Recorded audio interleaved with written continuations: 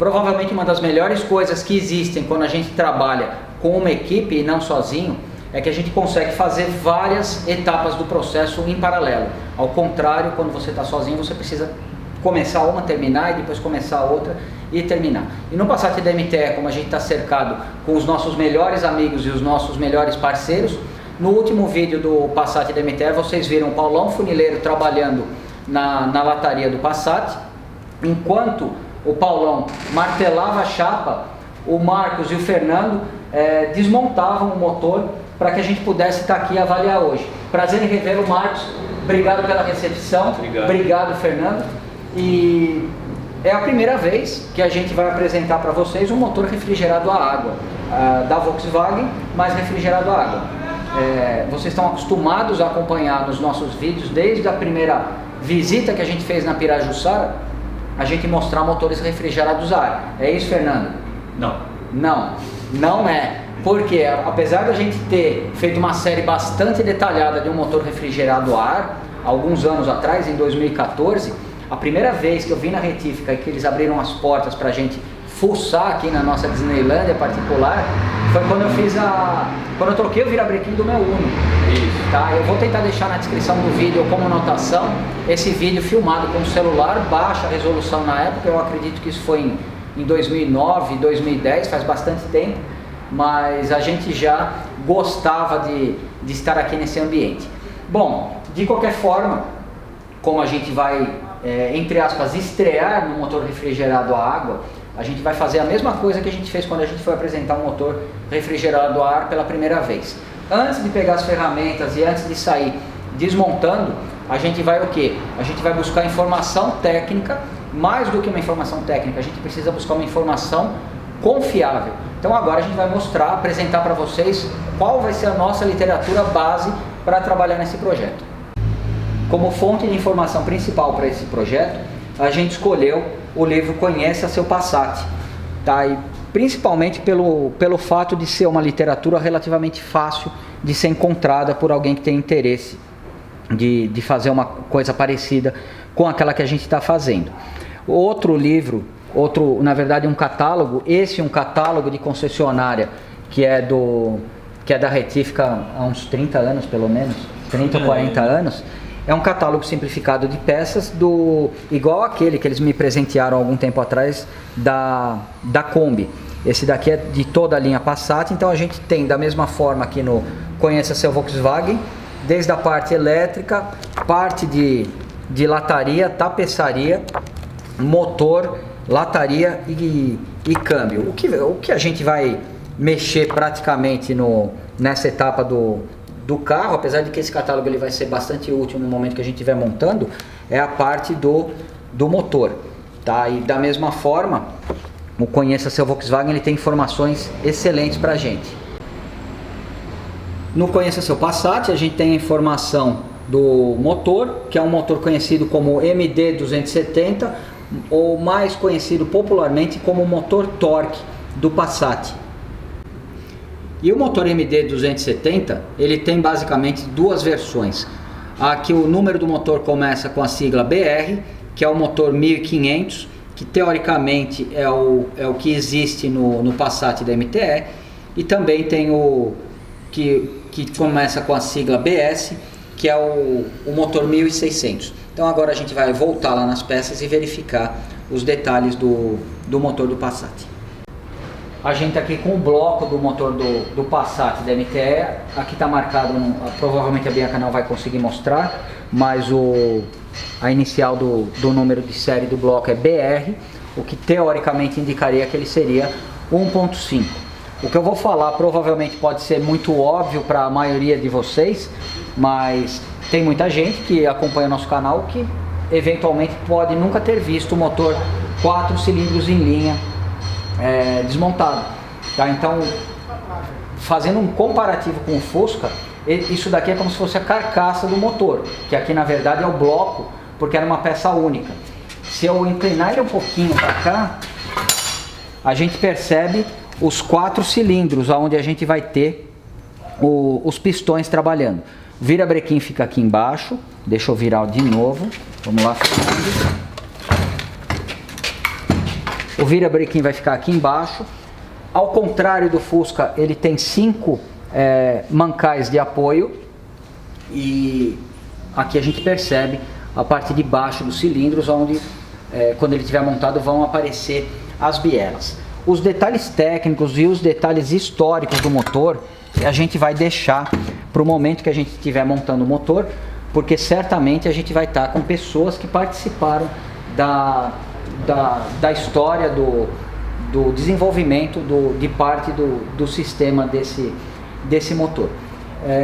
Além dos cilindros, dos pistões aqui, do virabrequim aqui embaixo, a gente tem uma peça que não tem no refrigerador a ar, que ela fica aqui, nessa posição, é a árvore intermediária. E ela tem a função, com esse excêntrico aqui, de acionar a bomba mecânica de gasolina, e com essa engrenagem ela aciona o distribuidor que fica montado nessa posição. Seria o equivalente ao pinhãozinho de acionamento do distribuidor no Volkswagen refrigerado a ar. Aqui a gente tem a entrada da bomba d'água. É a entrada ou saída aqui, Marcos? Seria a entrada. A entrada, né? Tá. Bom, a bomba d'água fica montada aqui e da mesma forma a gente vai detalhar isso daqui no momento da montagem do motor. De qualquer forma, o bloco já tá limpo e a gente vai verificar as outras peças agora. Então aqui a gente tem o conjunto de bielas com pistões que, do jeito que saíram do motor, foram só limpos. Aqui a gente tem as capas dos mancais, coletor de admissão. Aqui a gente tem uma diversidade aí de peças, de flanges e de parafusos. Aqui a gente tem a tampa do bloco onde vai o retentor da polia aqui, né? Nesse vai o retentor da polia do virabrequim e aqui vai atrás o retentor do volante. É isso, né? Tá. Volante do motor, aqui bem mais leve do que o de qualquer Fusca, né? Bem mais leve até do que os aliviados que a gente usa nos Fuscas. Aqui o conjunto da bomba d'água. Aqui a bomba de óleo, tá? Que a gente vai poder detalhar cada um desses itens no momento da montagem. E o coletor de escapamento. Aqui a gente está com o cabeçote já completamente desmontado, sem o comando de válvulas. E aqui a gente está com o virabrequim. Então eu acho que é legal a gente começar a análise das peças aí de baixo para cima. O que você acha? Bom, então o que a gente pode falar, o que você descobriu relacionado ao virabrequim? Bom, o virabrequim, como pode ver, está bastante riscado, né? Já está com uma folga aí considerável, não dá mais para utilizar ele porque já está na medida 1 milímetro, né? Já está na última retífica. Então, esse motor, esse carro deve ter rodado muito, então. Já passou por outras retíficas. Já passou por várias, né? Na verdade. Tá, eu também observei uma coisa, vou pedir para a Bianca aproximar. Tem um tampãozinho aqui que eu fiquei com medo quando eu vi. Eu sei que muitos são prensados ali, muitos são batidos, mas esse aqui ele ficou bem esquisito, né? Tá bem mal acabado. Não deu acabamento. Tá bem esquisito. Bom, então a primeira peça que a gente parou para avaliar o virabrequim, a notícia não é boa. O virabrequim vai ter que ser substituído. Né? Vai ter que ser substituído. Pode ser por um standard ou pode ser por mesmo que seja 1 milímetro, mas um que tenha acabado de se transformar na medida 1 milímetro. Tá.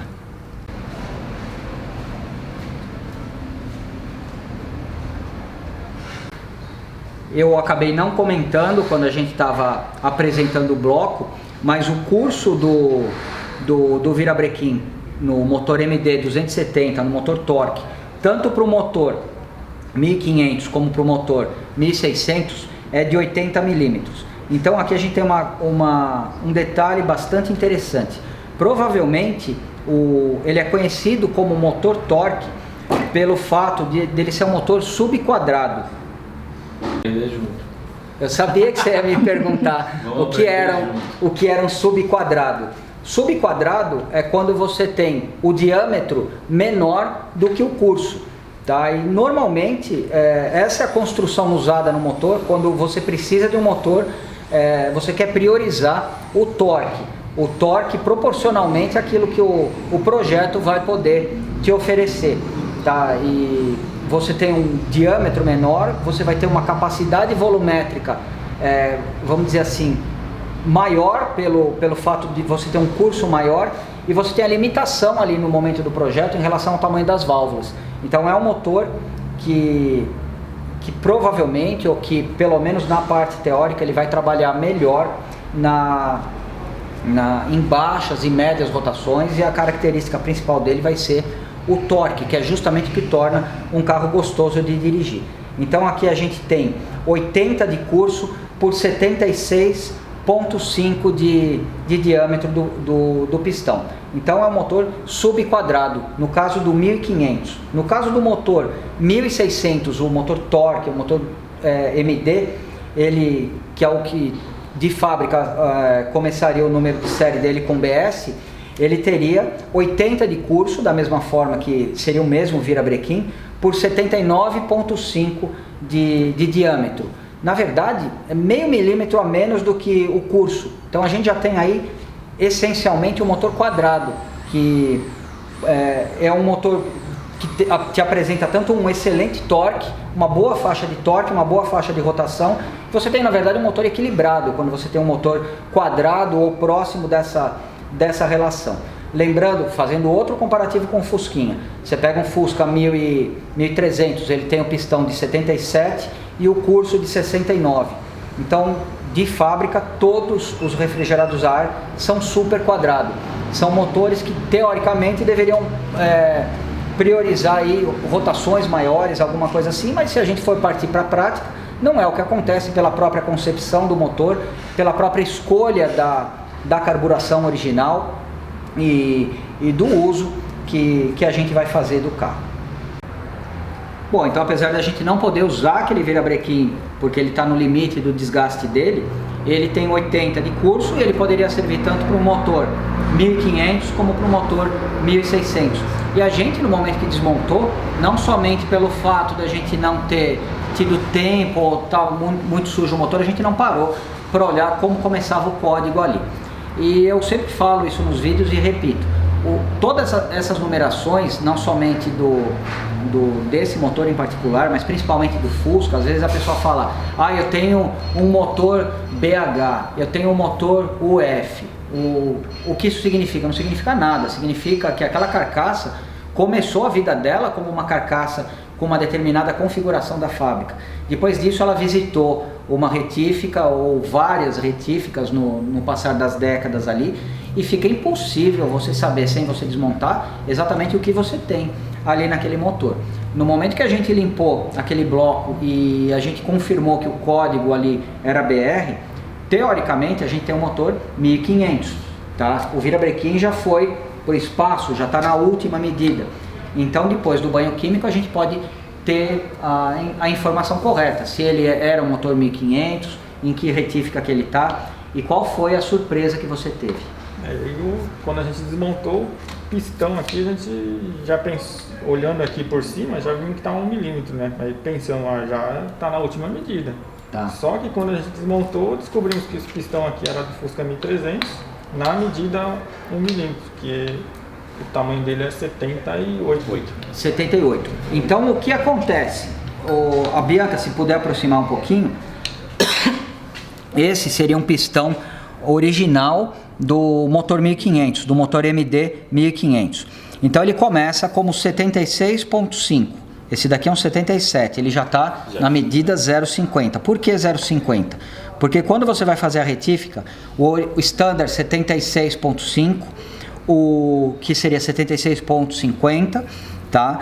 O 0,25 76,75, o 0,50 significa que você acrescentou 0,50 milímetros no diâmetro original da medida standard. Então aqui a gente tem um 77. Aqui você tem um 78 completo. Teoricamente, esse daqui ele está no mesmo diâmetro de um pistão de Fusca standard, tá? Então seria um 0,50. Eu acredito que seria isso daqui, talvez não seja a primeira vez que vocês viram o cara fazer o uso de um pistão de de Fusca no 1300 num motor desse. Porque é para aproveitar, em vez de encamisar o bloco, o cara abre como se fosse abrir para 1,5 mm. Isso. Dá para aproveitar. Na verdade, o que acontece, da mesma forma que o virabrequim já passou por várias retíficas, o bloco ele já deve ter passado da última medida, que seria 77,5. Então o que eles fizeram? Já passaram para última medida do 1300. Como que isso é possível? Um pistão não é a única medida do pistão, não é simplesmente o diâmetro. Ele tem uma série de medidas que precisam ser levadas em consideração e eu vou pedir para a Bianca aproximar para que a gente possa mostrar isso em detalhes. Bom, o pistão da esquerda é um pistão do motor refrigerado a ar 1300, é o pistão do Fusquinha 1300, igualzinho a esse que a gente tem montado nas bielas do Passat. E esse daqui é o pistão original do Passat. Além do diâmetro, por que foi possível fazer essa adaptação? Porque o pino é praticamente o mesmo, ele tem exatamente o mesmo diâmetro. A única coisa que muda, eu não sei se a Bianca vai conseguir mostrar, é que o pistão do Fusca ele é praticamente 1 milímetro mais baixo do que o pistão do original do Passat. Além dessa distância aqui, essa é muito crítica na questão da taxa de compressão, a gente tem a posição das canaletas do primeiro anel de compressão, do segundo anel de compressão e do raspador de óleo totalmente numa montagem completamente diferente da do Fusquinha. Além do que, a parte côncava do pistão do Fusca ela é bem diferente da do Passat, que acaba tendo um volume um pouco maior. E se a gente for considerar de uma forma bastante prática, sem que a gente pare para fazer muitas contas, provavelmente esse 1 milímetro mais baixo que o pistão do Fusca 1300 tem, ele é parcialmente compensado pelo menor volume da parte côncava e também por um outro detalhe. Se você está usando um pistão de Fusca num bloco do Passat que inicie com BR, ou seja, ele já passou por todas as retíficas do 1500, provavelmente o cabeçote que faz conjunto com esse motor, ele passou pelas mesmas retíficas. Então talvez, isso é hipotético, tá? Talvez ele tenha passado aí por uma plana, alguma coisa assim. Então na prática o funcionamento acaba sendo quase que similar à taxa de compressão. A gente não sabe se a pessoa que montou esse motor ela se preocupou com isso ou se ela seguiu algum critério. Enfim, a taxa de compressão eu acho que ela cai dentro ali do aceitável para o motor funcionar de uma forma regular. Bom, Marcos, hoje a gente vai avaliar todas as medidas e eu gostaria que você deixasse público aí todas as possibilidades que a gente tem. Por quê? A gente vai levar as possibilidades aí para o pessoal da MTE e eles que vão decidir o que eles vão fazer. Então a gente tem aqui, qual é a medida do bloco? Se você está com um pistão, você está com 78. 78. Hoje está 78. Tá, seria a última medida do pistão original aqui seria 77,5. Então a camisa que o cilindro foi aberto para 78 para usar um pistão de Fusca na medida 1 milímetro.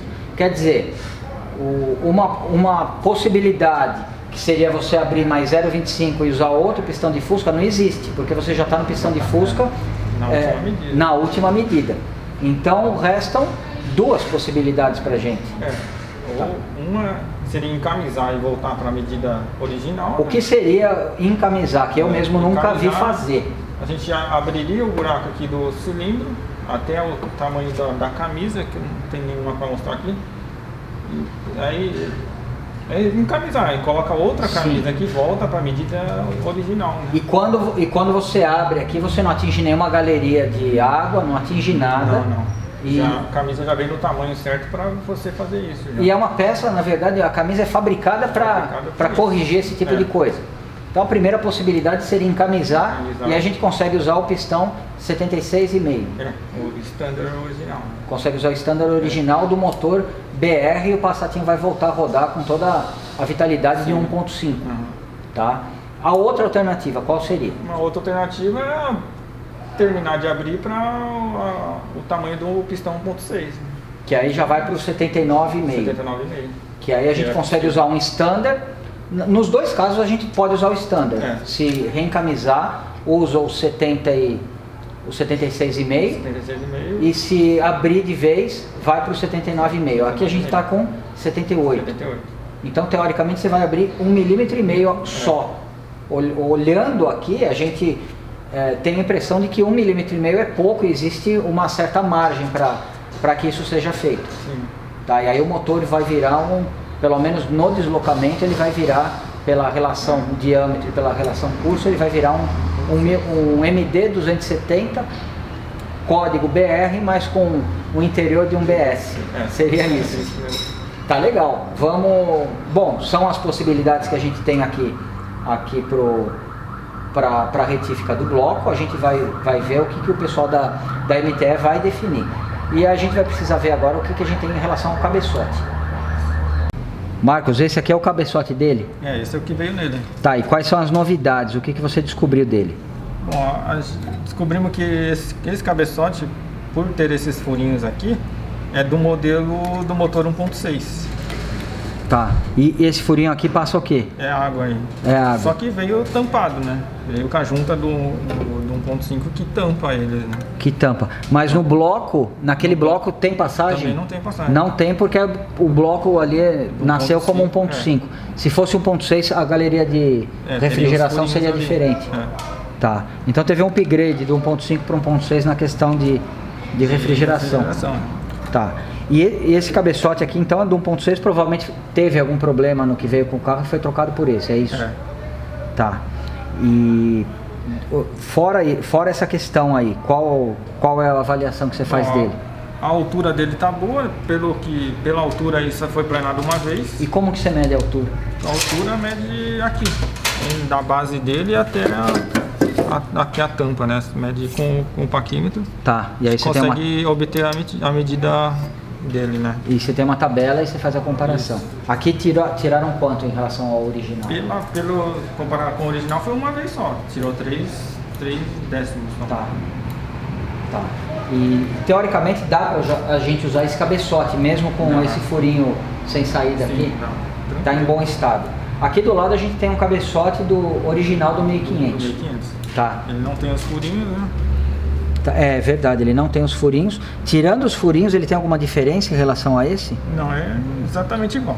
Mesma coisa. Não muda nada, só os furinhos mesmo. Tá. A câmara de combustão, ela parece pequena em volume pra gente, mas o Marcos estava falando que o pistão ele não chega até a parte de cima do bloco. Cima, ele fica até 3 milímetros para baixo. 3 milímetros mais ou menos. Então, parte ali vamos dizer, do volume que você precisaria para ter uma compressão com segurança é conseguida justamente na altura do pistão em relação à superfície do bloco ali do motor. E por isso que a câmara de combustão ela consegue ser um pouco menor na questão de volume. Tirando esse aspecto, tirando essa característica do cabeçote, dele ter o furinho aqui para refrigeração, as válvulas mudam alguma coisa? Também é o mesmo tamanho. Mesmo tamanho, tanto a dimensão quanto o escapamento. Tá. Só muda o jeito que ela é presa, né? Assim, do 1.6 é 3 canaletas e 1.5 é uma canaleta. Uma canaleta só. Ah, tá. Aqui você está falando? Então essa daqui é do 1.5. Essa é do 1.5, uma canaleta. Se fossem 3... Tanto que estava misturado, né? Tava usando essa válvula nesse cabeçote do 1.6. Válvula de 1.5 no cabeçote 1.6. Mas o restante, tirando esse detalhe aqui, a altura da válvula, a mesma coisa. Então você pode pegar uma válvula de 1.6 com 3 canaletas, se você quiser, e montar num 1.5. Muda alguns detalhes aqui no chapéuzinho, na trava. Ah, não, tá. Mas aí você troca a válvula, chapéuzinho e as castanhas. Tá, você troca todo o conjunto. Em relação ao cabeçote, então, teoricamente a gente pode usar esse mesmo. Dá para usar esse mesmo. Dá para usar esse mesmo. E mesmo com a parte da refrigeração do cabeçote fechada ali. Sim. Opcionalmente a gente pode fazer seria um downgrade para o cabeçote do modelo original, que seria esse daqui. Esse aqui tá com comando? Tá. Tá, Bianca, aproxima aqui um pouquinho. A gente não comentou também, para as pessoas que estão assistindo e que não viram, não tem vamos dizer, muita intimidade com esse motor, ao contrário do Fusca, que o comando de válvulas ele fica no bloco do motor Volkswagen refrigerado a água, ele fica no cabeçote, acionado por uma correia dentada. Então aqui a gente tem uma peça bastante diferente da que é usada no Fusquinha. O comando de válvulas do Fusquinha, estou fazendo uma comparação simplesmente porque a gente está mais familiarizado com as peças do refrigerado a ar e não a água. O comando de válvulas do Fusquinha ele faz exatamente a mesma função do que essa peça no motor refrigerado a água.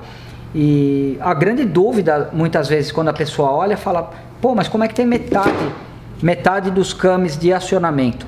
No caso do motor do Fusca, como ele é 2 cilindros de cada lado opostos, a ordem de ignição é feita de tal forma que você consiga usar esse came como escapamento do cilindro número 1 e número 3, esse came como admissão do cilindro número 1 e número 3, e a mesma coisa para esse daqui, admissão do 2 e 4, escapamento do 2 e 3. Então, apesar dos cames estarem em metade do número do que num comando do motor MD, eles trabalham 2 vezes mais do que nesse caso aqui. Bom, Marcos, eu acredito que as bielas não tem muito o que dar errado, né? Biela tá certo aqui, né? Seja um 1.5 ou 1.6 ou mesmo nessa adaptação aqui com o pistão do Fusca, é sempre a mesma biela. Essa biela é diferente da do AP, né? É diferente. O AP é conhecido como biela longa. Isso. O bloco muda também? Só como curiosidade aqui? Não, o bloco é o mesmo. Nesse caso do 1.8 é o mesmo bloco, mesma altura. O bloco do 1.8 é parecido com esse que a gente tem aí. O que muda é o curso do virabrequim e a biela. O virabrequim do AP, só a título de curiosidade também, ele tem um curso menor, né? 77.4, é isso? Velho. É 70, deixa eu ver, peraí. Só a título de curiosidade, o curso do AP600 é 77.4 e o diâmetro é 81 milímetros. Quer dizer, o diâmetro é um pouquinho maior do que no caso do 1.6, o MD270, porque o curso diminui proporcionalmente para a gente ter praticamente o mesmo deslocamento. Pergunta, Fernando Azevedo, o que seria esse motor? Super quadrado. Super quadrado, porque o curso é menor do que o diâmetro. Eu estou com a tabelinha aqui também do AP800, o curso 86.4 e o diâmetro 81. Você quer a resposta? Eu quero. Subquadrado. Subquadrado.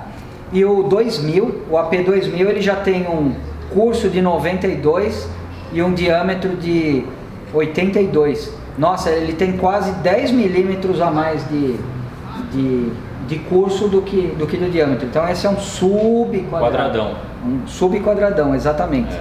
E por isso que tem tanto torque em relação a... Porque na verdade carrega a carroceria do Versalhes, carrega a carroceria do Santana, Quantum, de todos esses carros mais pesados. Bom, de qualquer forma, aqui eu acho que a gente tá mais ou menos claro onde está o problema mais é a definição do que vai ser feito no bloco para que a gente possa fazer a retífica no motor. Isso. Então, eu imaginava que o bloco antigamente, antes de bater um papo, antes de entrar aqui, eu imaginava que o bloco, quando chegava na última medida, ele era descartado, não podia ser encamisado. Eu fui descobrir isso aqui porque vocês acabaram me contando. E dentro desse assunto de adaptar pistões, igual a gente tem aqui, eu ouvia falar muito, eu tive só uma Saveiro, que era AP, era 88, e era 1.6, e gostava bastante dela. Mas eu lembro que, tanto nessa época quanto depois, era muito comum o cara falar que tinha montado um AP com um pistão de Monza. Sim. Você já fez algum? Várias vezes. Várias vezes? Bem comum e é pro pessoal que quer turbinar para andar forte mesmo. Tá. É uma modificação bem comum, como devia ser essa modificação na época aí. Tá. O que... Para usar o pistão do Monza, também a título de curiosidade, no AP porque é mais leve. É mais leve e o diâmetro é bem maior. O diâmetro é maior do que o que usaria no AP, então precisa abrir ali. Tem que abrir, você fica com uma parede bem fina, mas é um risco que eles aceitam correr o tempo todo. é mais ou menos a mesma coisa que foi feito aqui, né? Isso. Só que aqui não existiu tanto risco. Quando você encamisa, você deixa a parede fina ali. Mas o que acontece? Quando você põe a camisa de volta, a parede volta na espessura. A espessura original, então não tem problema. No caso do Monza não, a parede fica bem fininha e acontece de quebrar entre cilindros. Aí o bloco já era. Aí já era. Tá, outra adaptação que eu já vi é a do pistão do Opala no Ford, no V8. Você já viu essa? Não. Tá. Essa daí eu já vi um cara que fez. Eu ia te perguntar justamente do Opala isso. 4 polegadas. Do Opala 4 polegadas no 302? No 302. O diâmetro é muito perto mesmo. O diâmetro acho que a questão deve ser financeira. Porque é mais barato. O jogo do V8 do 302 é muito mais caro do que um jogo de Opala. E a outra que você falou, o que você estava falando agora há pouco, era do Fiat? Fiat 1300 que põe pistão do CHT 1 milímetro. E ele vira o quê? Aumenta muito o... 2 milímetros. Aumenta 2 milímetros. Então ele vira um Fiat maior ali. Um Fiat mais bem servido. Bom, tá joia. Então agora o que a gente vai precisar fazer aqui realmente é definir o que vai precisar ser feito. Eu quero saber o seguinte: posso voltar assim que tiver tudo definido para a gente verificar o que vai ser feito no bloco, acompanhar todos os processos de usinagem? Sem dúvida, como sempre. Então tá bom. Então a gente vai fazer o seguinte: a gente vai apresentar todo o cenário aí para o pessoal da MTE decidir qual é o caminho que eles preferem seguir dentro das alternativas aí de qualidade, de segurança que a retífica tem condições de colocar no serviço. E a semana que vem provavelmente a gente volta aí com a usinagem do bloco, né, se tudo correr bem. Eu acho que o bloco é a parte que está na dúvida ainda. O cabeçote pode ser usado mesmo e o restante da retífica vai ser feito o resto é simples, relativamente de fazer. Da mesma forma. Tá bom. Bom, muito obrigado por verem os nossos vídeos. MTE, muito obrigado pela oportunidade de estar fazendo esse motor, esse projeto do Passat. E até a semana que vem, quando efetivamente a gente vai começar a trabalhar no motor. Obrigado, Fernando, pela oportunidade. Obrigado, Marcos, pela oportunidade. Até a semana.